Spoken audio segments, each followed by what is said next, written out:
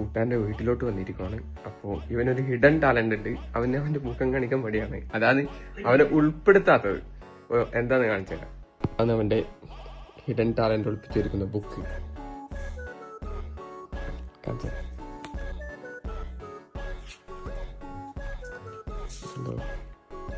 ഇവൻ ആരും അറിയാതെ ഒറ്റയ്ക്ക് ഇന്ന് വെച്ചതാണ് മൊത്തം.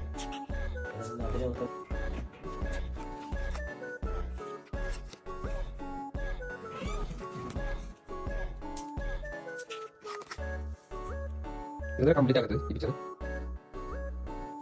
സാധു തന്നെ എന്താ കംപ്ലീറ്റ് ആക്കാത്തെ?